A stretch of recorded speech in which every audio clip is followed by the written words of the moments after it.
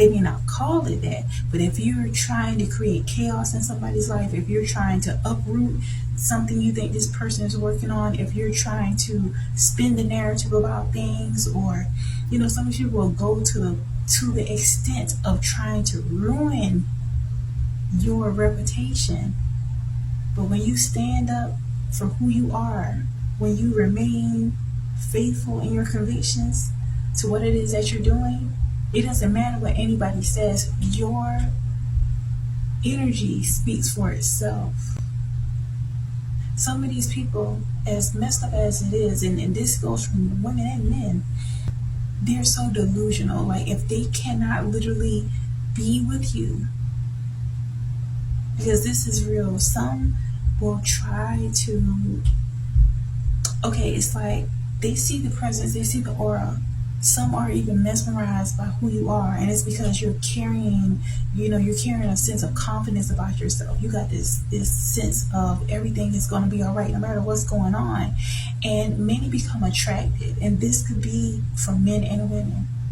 And if they try to come onto you, right, these people will try to literally think that in their polluted minds, they think that the only way to actually get what it is that you have inside you is to literally get in you. Yeah. And so when you don't feed into that, when you say, no, I'm not on that type of time, then they will try to target you. These people will try to say all matters of evil. They'll talk, as the old folks, as the elders would say, they will try to talk under your clothes. Men and women. And it's so unfortunate that it's not,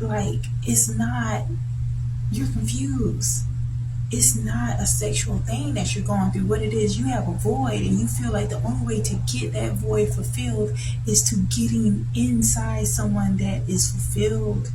You need to really check yourself, check your mind, and understand that you're operating from a deep-seated wound. Many of you are plagued with, traumas and molestations and all kind of perversions that have happened to you, and now you have become that.